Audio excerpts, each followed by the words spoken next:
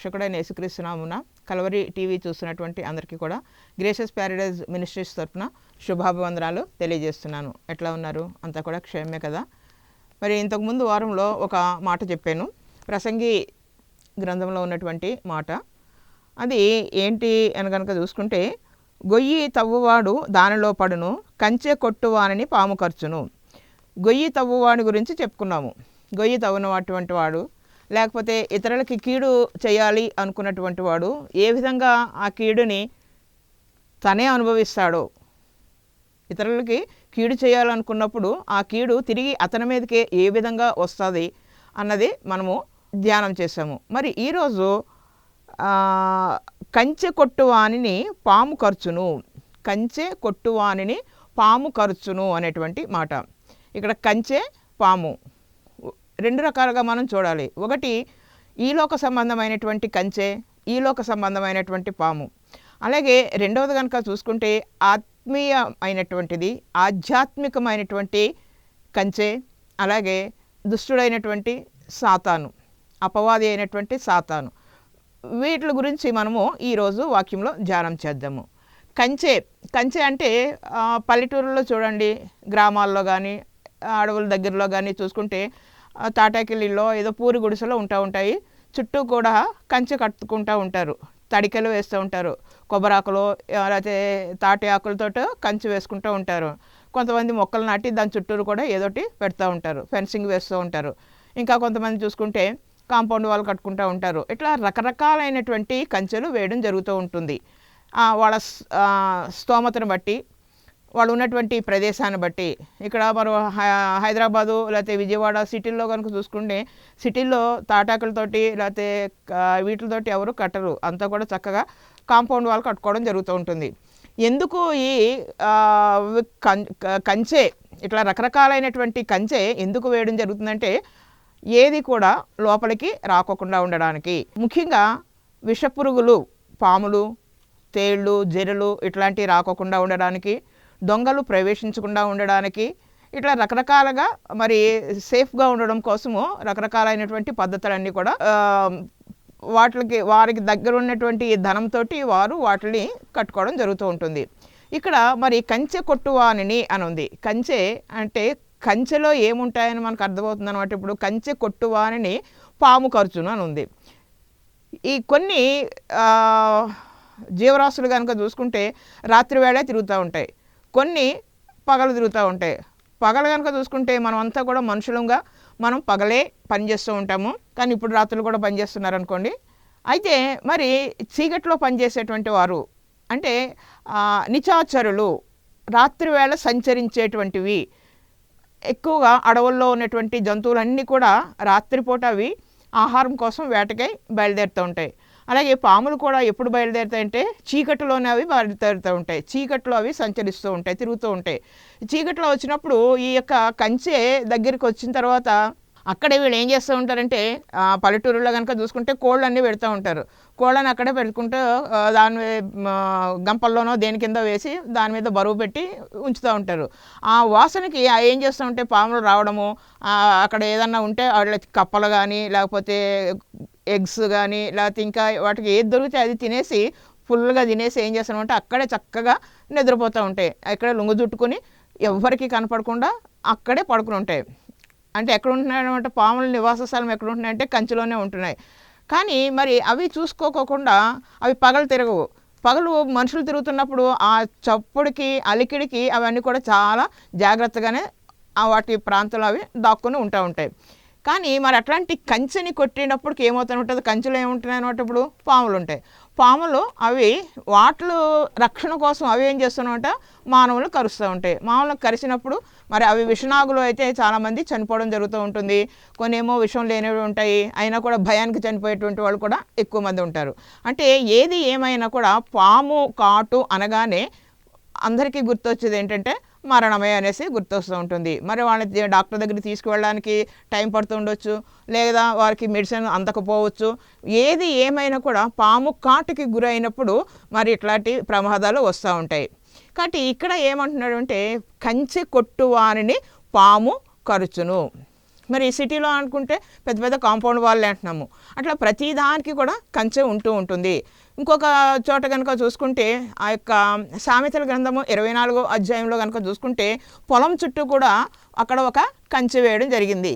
ఆ కంచె ఎట్లాంటిది అనుకుని చూసుకుంటే ఆ కంచె రాతితో చేసినటువంటిది, రాతితో నిర్మించబడ్డటువంటి కంచె. ఆ రాతితో నిర్మించబడ్డటువంటి కంచె ఒక ఆయనకి లభించింది అనమాట. అంటే ఒక కుమారునికి పొలాన్ని స్వాచ్ఛముగా ఇచ్చాడు దేవుడు కాదు, తండ్రి ఇచ్చాడు. తండ్రి ఇచ్చినటువంటి ఆ యొక్క పొలాన్ని కనుక చూసుకుంటే పొలం పని చేయాలి అనుకుంటే చక్కగా రోజు కూడా వెళ్ళాలి, అక్కడ ఏది చెయ్యాలో అది చెయ్యాలి. ఎప్పుడో ఒకసారి వెళ్తాననుకుంటే కాదు. మరి ఇక్కడైతే ఈ యొక్క కంచె ఉన్నటువంటి చుట్టూ రాతి గోడ ఉన్నటువంటి పొలము తోటకి యజమాని అయినటువంటి ఒక యవ్వనస్తుని గురించి కనుక చూసుకుంటే అతడు ఎట్లాంటి వాడంట? సోమరి, చాలా సోమరివాడు. సోమరవాని చేను నేను దాటి రాగా, అక్కడ అదే కనిపిస్తుంది 24వ అధ్యాయంలో సామెతలు 24:30లో సోమరవాని చేను నేను దాటి రాగా, తెలివిలేని వాని ద్రాక్ష తోట నేను దాటి రాగా. సోమరుడు తెలివిలేదు, అది దాన్ని దాటి రాగా దాని అంతటా కూడా ఏమున్నాయంట? ముండ్ల తుప్పలు బలిసి ఉండెను, దూలగుండ దాన్ని కప్పి ఉండెను. దాంట్లో తోటలో ఏమి ఉన్నాయి? తోటలో ఉండేటువంటిది ద్రాక్ష తోట ఉంటుంది. కానీ ఇక్కడ కనుక చూసుకుంటే ద్రాక్ష తోట నేను దాటి రాగా ఇదిగో దాని అంతటా ముండ్ల తుప్పలు ఉన్నాయి. ద్రాక్ష తోట ఏమైపోయిందో లేదు అక్కడ. ద్రాక్ష తోటకు బదులు ఏమన్నా అంటే ముండ్ల తుప్పలు ఉన్నాయి. ఆ ముండ్లు కూడా ఎట్లా అంటే బలు రక్కసి, బాగా బలిసినటువంటి రక్కసి కూరలుగా ఉన్నటువంటి ముళ్ళతోటి ఉన్నటువంటి చెట్లు అక్కడ కనిపిస్తున్నాయి. అంటే ఎవరు అక్కడ కాలు పెట్టినా కూడా ముళ్ళు గుచ్చుకుపోతూ ఉంటాయి. భయంకరమైనటువంటి బాధ అనమాట. ఇనప ముళ్ళు అంటూ ఉంటారు, లేకపోతే కరెంటు తీగలు అంటూ ఉంటారు. రకరకాలైనటువంటి పేర్లు అక్కడ మనకి ఈ ముళ్ళ కంపలకి ఉన్నాయి. మరి అక్కడ రాగా దాని నిండా కూడా ఇంకేమున్నాయంటే ఇంకొక పొలంలో కనుక చూసుకుంటే దూలగుండ ఆకులతోట కప్పబడి ఉన్నాయంటే. అంతా కూడా చేనంతా కూడా దూలగుండే ఆకు. దూలగుండ అది ముట్టుకోవాలంటేనే భయం, ఎందుకంటే అంతా కూడా అది ఎక్కడ తగిలినా కూడా విపరీతమైనటువంటి దురదలు వచ్చేస్తూ ఉంటాయి. అట్లాంటి మరి భయంకరమైనటువంటి దురదలతోటి బాధపడరు కాబట్టి ఎవరో దాన్ని ముట్టుకోరు, దాని దగ్గరికి వెళ్ళరు. అట్లాంటిది అయిపోయినట్టు. అంటే దాని పొలంలో తోటలో కనుక చూసుకుంటే దూలగొండి ఆకులు ఉన్నాయి, తర్వాత ముళ్ళ కంపలే ఉన్నాయి. ఇంతకీ ఎందుకు అవి వచ్చినాయి అంటే దాని చుట్టూ ఉన్న రాతి గోడ పడి ఉండెను. దాని చుట్టూ ఉన్నటువంటి రాతి గోడ పడిపోయింది. అంటే ఈ యొక్క సోమరివాడు ఒక రోజు వచ్చాడు, ఎప్పుడో పడుకుని లేచి 12 గంటలకో 1 గంటకో వచ్చాడు, తిన్నాడు. తర్వాత అమ్మో ఎండగా ఉంది అని చెప్పి కొంచెం చల్లబాటుతనంలో అప్పుడు వచ్చి చూసుకుంటే ఓ రాయి పడిపోయింది. రాయి పడిపోయి ఉంటే వెంటనే తీసి దాన్ని పైన పెట్టి దాన్ని సరిచేద్దాము అని మాత్రం అనుకోలేదు. అనుకోకుండా ఒకటే రాయి కదా, సరేలే రేపు పెడదాంలే అని అనుకున్నాడు, వెళ్ళిపోయాడు. నెక్స్ట్ డే వచ్చేటప్పటికి ఇంకొక రాయి, తర్వాత ఇంకొకసారి, అట్లా మొత్తానికి ఒక్కొక్క రాయి ఏమైపోయిందనమాట? మొత్తం రాళ్ళన్నీ కూడా రాతి గోడ ఎంత స్ట్రాంగ్గా ఉంటుంది. ఇప్పుడో 4000 సంవత్సరాల క్రితము కట్టినటువంటి, మేము యెరూషలేము వెళ్ళినప్పుడు అక్కడ చూసాము దావీదు పట్టణాన్ని, మరి ఆ యెరూషలేములో ఉన్నటువంటి కోటని, దావీదు కోటని, ఇవన్నీ కూడా చూసుకుంటే అక్కడ ఎక్కడ ఏం సిమెంట్ లేదు, ఏమీ లేదు, అంతే రాతితోటి నిర్మించినటువంటివి. ఆ కట్టడాలన్నీ కూడా చెక్కు చెదరలేదు. ఎంత స్ట్రాంగ్గా ఉన్నాయంటే అంత గట్టిగా ఉన్నాయన్నమాట ఆ యొక్క కట్టడాలన్నీ కూడా. వాళ్ళు అప్పుడేమి ఇంజనీరింగ్ కాదు, అయినా కూడా వాళ్ళకి మంచి తెలివితేటలు, దేవుని యొక్క జ్ఞానంతో కట్టినట్టు నిర్మాణం చేసినటువంటి ఆ యొక్క రాతి కట్టడాల్లో ఎక్కడ కూడా ఒక చిన్న పలుగు కానీ పగులు కానీ మరి ఏది కూడా లేకుండా చాలా చక్కగా ఇప్పటి వరకు ఉన్నాయి. అంటే ఏంటనమాట, రాతికి అంత స్ట్రాంగ్ ఉన్నా కూడా మరి అట్లాంటిది ఏమైపోతుంది, ఒక్కొక్క రాయి పడిపోతున్నప్పుడు, అంటే పడిపోవడానికి ఎంతకాలం పట్టు ఉంటుందో ఆలోచించండి. 1 సంవత్సరం అయ్యుండొచ్చు, 10 సంవత్సరాలు అయ్యుండొచ్చు. ఈ 10 సంవత్సరాలు కూడా వాడు ఏమీ కూడా చేయకోకుండా సోమరిగా మంచం మీద పడుకొని అటు ఇటు తిరుగుతూ రకరకాలైనటువంటి ఆలోచనతో ఉన్నాడు. కానీ అయ్యో నా యొక్క పొలము కానీ, నా యొక్క ఇల్లు, నా యొక్క స్వాస్థ్యము ఇట్లా ఉంది, దానిని సరిచేద్దాము అనేటువంటి బుద్ధి లేదు, జ్ఞానము లేదు. అందుకే అంటారన్నమాట, చీమలను చూసి మీరు దాన్ని నడతలకు మీరు కనిపెట్టండి అనేసి ఇక్కడ మనకి సామెతలో మనకి కనిపిస్తూ ఉంది. నిజమే, మనము మరి అనేకమైనటువంటి ఉండేటువంటి చిన్న చిన్న జంతువులను చూసి మనం జ్ఞానం తెచ్చుకోవాల్సినటువంటి పరిస్థితి ఉంది. ఇక్కడ కనుక చూసుకుంటే ఈ యొక్క సోమరవాని చేను దాటి వచ్చినప్పుడు కనుక చూసుకుంటే మొట్టమొదటిగా అతని చుట్టూ ఉన్నటువంటి ఆ యొక్క రాతి గోడ అంతా కూడా కుప్పగొలిపోయింది, పడిపోయింది. ఒక్క రోజులో పడినటువంటిది కాదు, ఒక రోజు తర్వాత రోజు, రోజు తర్వాత రోజు అన్నీ కూడా అవి పడిపోయినాయి. దానిని సరి చేసుకున్నటువంటి పరిస్థితి అక్కడ ఈ యొక్క మరి బద్ధకస్తుడికి లేదా సోమరికి లేనే లేదు. అంటే సోమరివాని చేను ఇక్కడ ఈ యొక్క ఇవన్నీ కూడా కారణం ఏంటి అనుకుంటే సోమరి కాబట్టి ఎప్పుడు చేయవలసినటువంటి పని అప్పుడు చేయకోకుండా చేద్దాంలే చూద్దాంలే అని వేరే వాటి మీద దృష్టి ఉంచి చేయవలసినటువంటి పనులు చేయకోకుండా చేయకూడనటువంటి పనులు చేసుకుంటూ పోతూ ఉంటే ఇట్లాంటి పరిస్థితి అక్కడ ఎదురవుతూ ఉంటుంది. అక్కడే అప్పుడు ఏమంటున్నమాట, వీటి వలన నీకు దరిద్రత పరిగెత్తి వచ్చును, ఆయుధస్తుడు వచ్చినట్లు నీ మీదకి లేమి నీ మీదకి వచ్చును. ఆయుధస్తుడు వచ్చినట్లుగా లేమి నీ మీదకి వచ్చును. లేమి అంటే డబ్బు లేకపోవడము, లేకపోతే ఏది కూడా లేకపోవడము, మరి ఎంత దరిద్రత, తినడానికి తిండి లేకపోవడము, మరి ఇవన్నీ కూడా ఎక్కడి నుంచి వస్తున్నాయంటే భయంకరమైనటువంటి పనులు. ఏంటి ఆ భయంకరమైన పని అంటే ఏమీ చేయకోకుండా, దేవుడు చెప్పినటువంటి పని చేయకోకుండా వారికి ఇష్టానుసారమైనటువంటి జీవితాలు జీవించినప్పుడు ఎంత భయంకరంగా ఉంటాయి. మరి అక్కడ ఉంటే ఆ లోపల కనుక చూసుకుంటే అన్నీ కూడా ఏముంటాయి? ఇప్పుడు ఈ రాతి గోడ పడిపోయింది, ఆ రాతి గోడ కింద అన్నీ కూడా ఏముంటాయంటే పాములే ఉంటాయి. పాములు, మరి భయంకరమైనటువంటి తేళ్ళు, జర్రులు, ఇట్లాంటి మరి మానవులకి ఎక్కువగా కీడు చేసేటువంటివి అక్కడ మనకి కనిపిస్తూ ఉంటాయి. కానీ మానవులకి మేలు చేసేటువంటివి ఏమి కూడా అక్కడ కనిపించవు. ఒకవేళ ఇంకా నీవు కూడా అట్లాంటి స్థితిలో ఉన్నావేమో జ్ఞాపకం చేసుకో. నీవు కూడా మరి నీ యొక్క కంచెని కొట్టివేసుకుంటున్నావేమో, నీ పడిపోయినటువంటి కంచెని గురించి ఆలోచన చెయ్యి. కంచె మరి మనకి రక్షణ ఇస్తుంది అనేసి చెప్తూ ఉన్నాం. మనకి ఎంతో ప్రొటెక్షన్ ఉంటుంది ఆ కంచె ఉండడం వల్ల. కానీ కంచె కొట్టడం వల్ల ఇప్పుడు ఏమవుతున్నాయట, పాము కాటు వేయును అనేసి అక్కడ ఉంది. ఈ యొక్క పాము కాటు తిన్నటువంటి వారికి ఎట్లా ఉంటుంది అంటే అంతా కూడా భయంకరమైనటువంటి పరిస్థితి. మరి ఇంకా నీవు కూడా ఇట్లాంటి స్థితిలోనే ఉన్నావేమో ఆలోచన చేసుకో. ఏం చేస్తున్నావు? దేవుడు నీకు ఇచ్చినటువంటి పనిని నువ్వు చేస్తున్నావా? నీకు ఇచ్చినటువంటి కుటుంబం పట్ల నీ యొక్క బాధ్యతని జ్ఞాపకం చేసుకుంటున్నావా? నీవు చేయవలసినటువంటి పనులు చేయకోకుండా ఉంటే మరి ఆయుధస్తుడు వచ్చినట్లుగానే లేమి నీ మీదకి వస్తుంది, దరిద్రత నీ మీదకి వస్తుంది అనేసి అక్కడ చెప్పడం జరిగింది. ఇంకొక మాట కనుక చూసుకుంటే అన్నిటికన్నా కూడా ముఖ్యమైనటువంటిది ఏమిటి అని ఆలోచన చేసుకుంటే మన చుట్టూ మనకి మరి మనం చేసేటువంటి ప్రార్థన ద్వారానే దేవుడు మనకి ఏమి ఇస్తున్నాడు అంటే కంచె వేయడం జరుగుతూ ఉంది. హల్లెలూయా! కంచె వేయడం జరుగుతూ ఉంది. ఆ కంచె మనం ఎప్పుడు కూడా కొట్టకూడదు. కంచె లోపల నుంచి మనం కొట్టుకుంటూ వచ్చేసామనుకోండి, అంతా ఓపెన్ అయిపోతుంది, పాము కాట్లు గురైపోతూ ఉంటారు. మరి లేమి, మరి దరిద్రత అన్నీ కూడా అక్కడే రాజ్యం వెళ్తూ ఉంటాయి. కాబట్టి కంచె ఎప్పుడు కూడా కొట్టకూడదు. కంచె ఏ విధంగా ఉన్నది, మనము ఎక్కడ ఉన్నాము కనుక చూసుకుంటే ఆదికాండంలోనే ఉంటుంది. పాపం ఎక్కడ పొంచి ఉంటుందంట, గుమ్మం దగ్గరే పొంచి ఉంటుంది.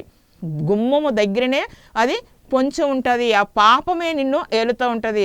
నీవు పాము కాటుకి గురవుతూ ఉంటావు అనేసి అక్కడ చెప్పడం జరిగింది.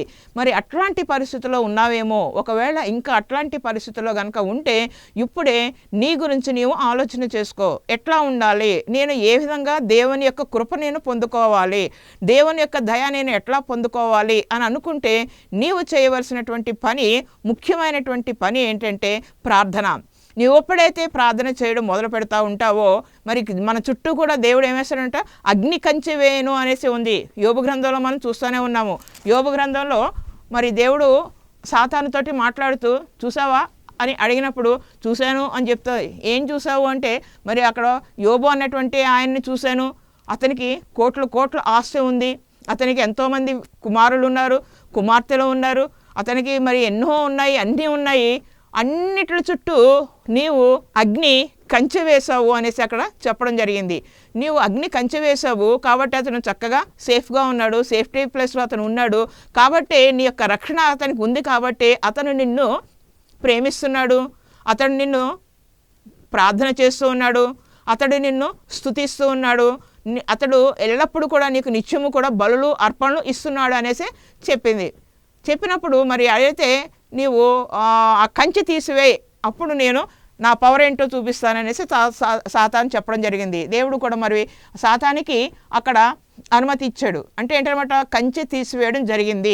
కంచె తీసివేసినప్పుడు మరి భయంకరమైనటువంటి పరిస్థితులు ఎదురవుతూ ఉంటాయి. మరి ఎంత భయంకరమైనటువంటి పరిస్థితులు ఎదురయ్యాయో మనకి తెలుసు. యోబు గనక చూసుకుంటే ఒకే రోజు అన్నీ కూడా పోగొట్టుకున్నటువంటి పరిస్థితి, అంతటి భయంకరమైనటువంటి పరిస్థితి. మనము అట్లాంటి స్థితిలోనికి వెళ్ళకోకుండా ఉండాలి అంటే మనకి తెలియకోకుండానే ఆధ్యాత్మికంగా మన మీద కూడా శత్రువు అనేక రకాలుగా దాడి చేస్తూనే ఉంటుంది. శత్రువు దాడిని మనం ఎదుర్కొనాలి అనుకుంటే, శత్రువు నుంచి మనకి రక్షణ కావాలి అంటే మనము మన యొక్క దేవుని యొక్క పాదాలు గట్టిగా పట్టుకోవాలి. మనము ప్రార్థనా పరులమై ఉండాలి. ప్రార్థన ఎంతో గొప్పది. ఆయనను మనం ప్రార్థన చేసినప్పుడు ఆయన మన చుట్టూ కూడా ఏం చేస్తాడన్నమాట, కంచె వేస్తూ ఉంటాడు. ఆ కంచెని ఎట్టి పరిస్థితుల్లో కూడా కొట్టివేయడు. మీరు ఇప్పుడు అడగొచ్చు, యోబు కంచె కొట్టివేశాడు కదా దేవుడు అని. యోబు కంచె దేవుడు ఎందుకు కొట్టివేశాడు అంటే అదంతా కూడా మనకి కనువిప్పుగా ఉండడానికి, దానిని చూసి మనము నేర్చుకోవలసినటువంటి పాఠాలు మనము నేర్చుకోవాలి. మన చుట్టూ కూడా కంచె ఉంటుంది.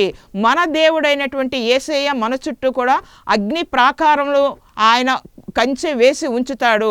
ఆ కంచె ఎట్టి పరిస్థితుల్లో కూడా ఆయన కొట్టివేయడు. అంటే మనమే ఏం చేస్తున్నామట, కంచెని కొట్టివేస్తూ ఉన్నాము. మనం ఎప్పుడైతే కంచెని కొట్టివేయడమో, కంచెని కొట్టివేయడం అంటే ఏమిటి, ఒక కత్తి తీసుకుని అక్కడ ఉన్నటువంటి చెట్లు నరకడం గురించి కాదు చెప్తున్నది. కంచె కొట్టివేయడం అంటే నీలో దేవుని స్తుతించేటువంటిది తగ్గిపోయింది, దేవుని ప్రార్థించేటువంటిది తగ్గిపోయింది, నీవు దేవుని సన్నిధానానికి వచ్చి వేడుకునేటువంటిది తగ్గిపోయింది. అన్నీ కూడా ఒక్కొక్క అడుగు నీవు ఎక్కడికి వెళ్ళిపోతున్నావంటే ఈ లోకంలోనికి వెళ్ళిపోతున్నావు. దేవుని విడిచిపెట్టేసి ఈ లోకంలోనికి పరిగెత్తుకుంటూ వెళ్ళిపోయి అనేక రకాలైనటువంటి పాపాలలోనికి, అనేక రకాలైనటువంటి ఈ లోకపరమైనటువంటి అనేకమైనటువంటి వాటి కోసం నువ్వు పరిగెత్తుతున్నావు. కానీ నువ్వు పరిగెత్తుకుంటూ దేవుని దగ్గరికి రాలేకపోతూ ఉన్నావు. నీ చుట్టూ దేవుడు వేసినటువంటి కంచె ఏదైతే ఉందో ఆ కంచెని నీవే కొట్టివేస్తున్నావు. ఆ కంచెని నీవే కొట్టివేస్తున్నావు. నువ్వు ఎప్పుడైతే కంచెని కొట్టివేస్తున్నావో, ఎప్పుడైతే ప్రార్థన మానివేసావో, ఎప్పుడైతే దేవుని మందిరానికి వెళ్ళడం మానేవేసావో, మరి అప్పుడు మరి నువ్వు దేని కాటుకి గురవుతావంటే తప్పకుండా సాతాను యొక్క కాటుకి నీవు గురవుతూ ఉంటావు. పాము కాటుకి నువ్వు గురవుతూనే ఉంటావు. మరి సాతాను వేసినటువంటి ఉచ్చులో బిగిసిపోయి దాంట్లో నుంచి బయటికి ఏ మాత్రం కూడా రాలేనటువంటి పరిస్థితి, భయంకరమైనటువంటి పరిస్థితిలోనికి వెళ్ళిపోవడం జరుగుతూ ఉంటుంది. మరి అంతటి భయంకరమైనటువంటి పరిస్థితులు మన కుటుంబాలకి రాకోకుండా ఉండాలి అంటే మనము ప్రార్థన చేస్తూ ఉండాలి. ఎప్పుడు కూడా మన చుట్టూ ఏం జరుగుతున్నది మనము గమనించుకుంటూ ఉండాలి. ఎట్లా ఉన్నాము, మనము ఏ విధంగా ప్రార్థనలో దేవునికి ఇంకా ఒక్కొక్క మెట్టు పైకి ఎక్కుతూ ఉన్నామా, లేదా దేవుని దగ్గర నుంచి దూరంగా వెళ్ళిపోతూ ఉన్నామా అన్నది జ్ఞాపకం చేసుకోవాలి. కొంతమందికి ఉంటుంది చంచలమైనటువంటి బుద్ధి ఉంటుంది. ఇప్పుడు తీసుకున్నటువంటి మాటే ఇప్పటి నుంచి నేను చాలా చక్కగా దేవుని మందిరానికి వచ్చేస్తాను, దేవుని ప్రార్థన చేసుకుంటూ ఉంటాను, దేవుని స్తుతిస్తాను, దేవుని కీర్తిస్తాను అని ఎన్నో చెప్తూ ఉంటారు. ముఖ్యంగా డిసెంబర్ 31వ తారీఖుని కనుక చూసుకుంటే ఎన్నో రకరకాలైనటువంటివన్నీ కూడా దేవుని దగ్గర చెప్పేయడం జరుగుతూ ఉంటుంది. నేను అలా ఉంటాను, ఇలా ఉంటాను, అది చేస్తాను, ఇది చేస్తాను, ఇక నుంచి నేను తాగుడు మానివేస్తున్నాను, ఇక నుంచి నేను అబద్ధాలు మానివేస్తున్నాను, ఇక నుంచి నేను దేవునికి ఇష్టమైనటువంటి బిడ్డగా ఉంటాను అని చెప్తారు. మరి రోజు నేను ఇన్ని అధ్యాయాలు చదవాలి, చక్కగా వాక్యాన్ని చదువుతాను అనేసి చెప్తూ ఉంటారు. ఈ సంవత్సరంలో పరిశుద్ధ గ్రంథాన్ని చదువుతాను అని చెప్తూ ఉంటారు. ఇంకా కొంతమంది నేను పరిశుద్ధ గ్రంథాన్ని రాస్తాను అని చెప్తూ ఉంటారు. ఇంకా కొంతమంది చక్కగా అది చేస్తాము, ఇది చేస్తాము, దేవుని కోసం ఎట్లా చేస్తాము అనేసి చెప్పడం జరుగుతూ ఉంటుంది. మరి జనవరి 1వ తారీఖు నుంచి చాలా చక్కగా చేస్తూనే ఉంటారు. 10 రోజులు అయిపోయేటప్పటికి వారిలోకి ఏమొచ్చేస్తూ ఉంటారన్నమాట, బద్ధకం వచ్చేస్తూ ఉంటుంది, సోమరితనం వచ్చేస్తూ ఉంటుంది, ఈలోక పనులు ఎక్కువైపోతూ ఉంటాయి.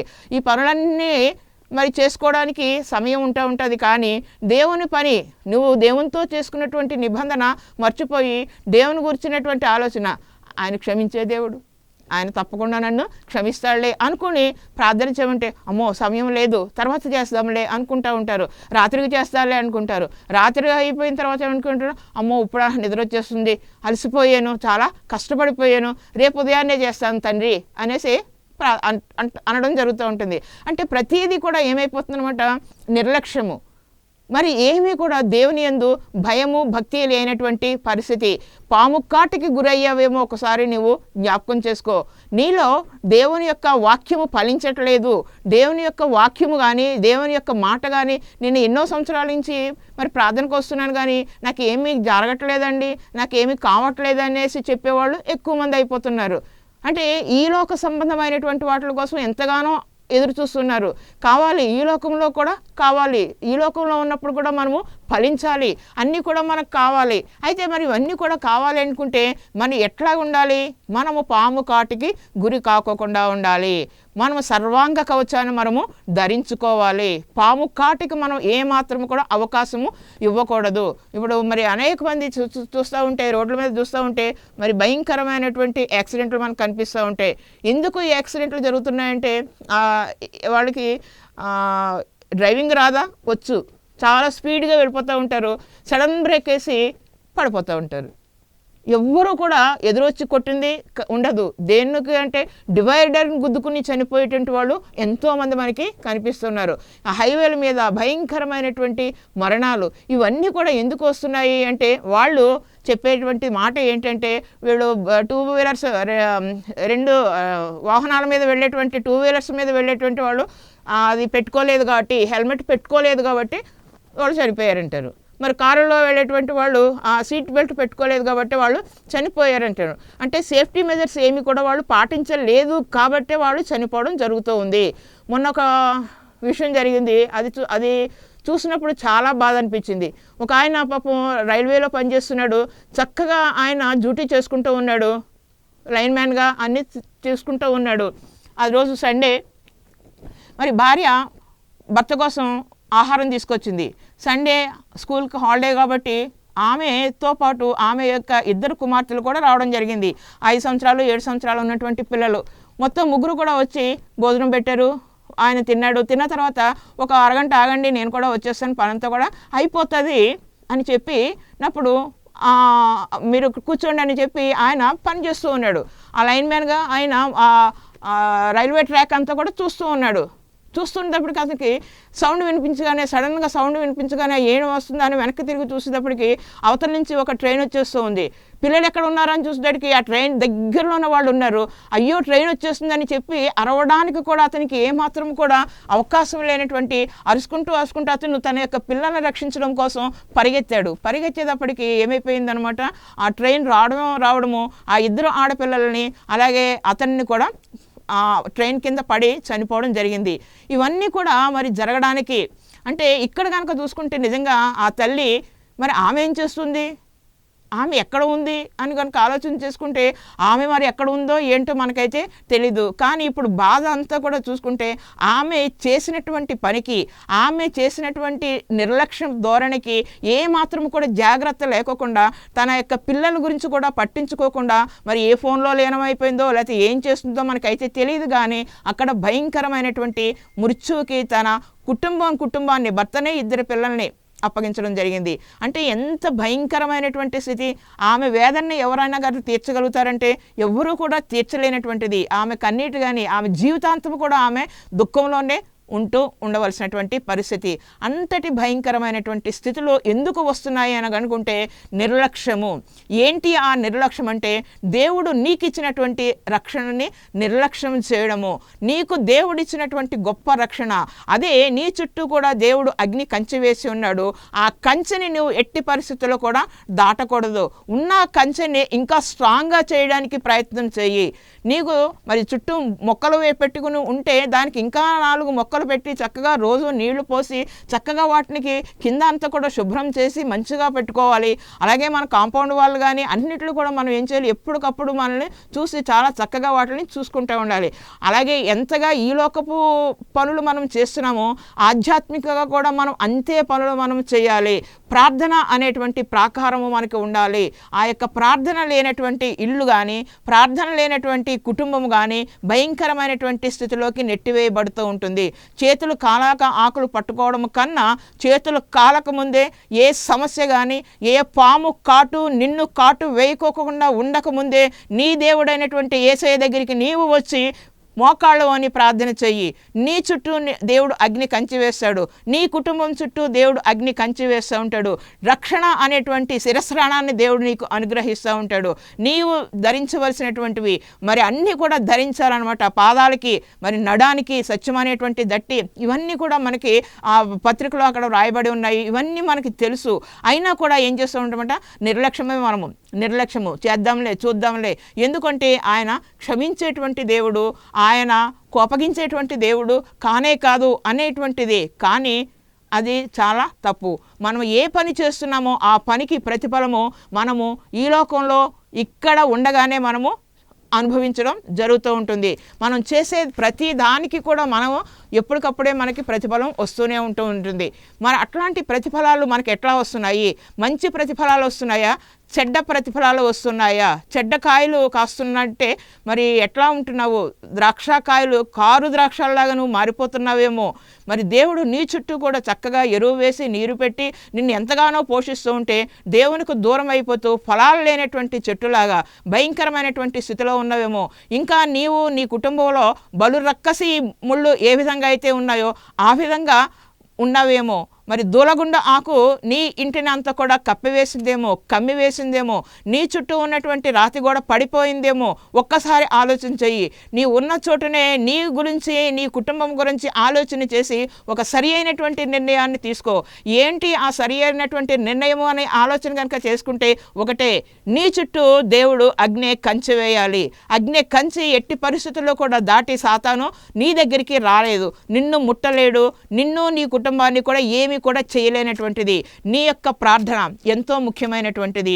నీ యొక్క ప్రాబ్లమ్స్ అన్నీ కూడా తీరిపోవాలంటే నీ కుటుంబంలో ఉన్నటువంటి బలు రెక్కసి ముళ్ళు పోవాలి అన్నా, ఆ దూలగుండి పోవాలి అన్నా, పడిపోయినటువంటి రాతి ప్రాకారాలు తిరిగి నిర్మించుకో. ఎప్పుడైతే నిర్మించుకుంటావో దేవుని యొక్క కృప అప్పుడే నీవు పొందుకుంటావు. దేవుని యొక్క కృప లేనిదే నీవు ఏమి కూడా చేయలేవు.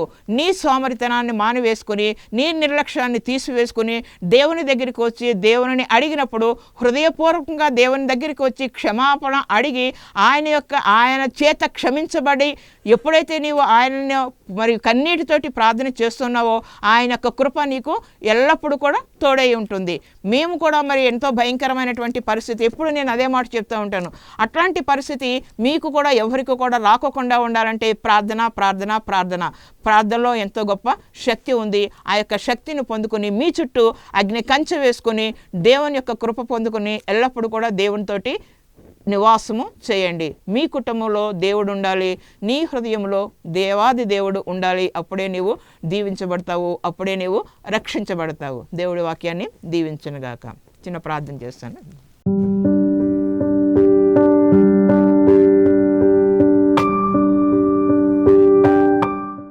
సకలాశిష్యులకు కారణభూతుడైన మా దేవా, నీకే వందనాలు, స్తుతులు, స్తోత్రాలు తండ్రి. అవును ప్రభా, మరి నాయనా ఆనాడు ప్రభా మరి నాయన మరి కంచి కొట్టువాని పాము ఖర్చును అని మీరు సెలవిచ్చి ఉన్నారు తండ్రి.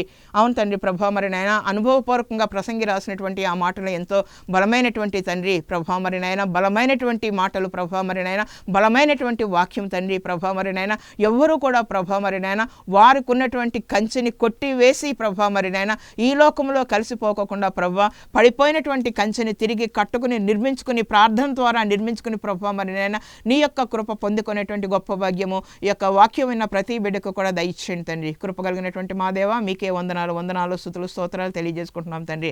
నాయన మరి ముఖ్యంగా ప్రభా మరి నాయన నీ యొక్క రాకడ ఎంతో సమీపంగా ఉంది నాయన ప్రభా మరి నాయన నీ యొక్క రక్షణ బిడ్డలందరికీ కూడా దయచేయవలసిందిగా నీ యొక్క కృపలతో నింపవలసిందిగా త్వరలో రానున్న మా ప్రభువుని బట్టి మిక్కిలి వినయంతో బ్రతిమాలు వేడుకుంటున్నాం తండ్రి. ఆమేన్. మన తండ్రి అయిన దేవుని ప్రేమయు, మన ప్రభువైన యేసుక్రీస్తు కృపయు, పరిశుద్ధాత్మక అన్యోన్య సహవాసము సదాకాలము ఈ యొక్క కలవరి టీవీ చూసిన ప్రతి బిడ్డ మీద కుమ్మరించబడునుగాక. ఆమేన్.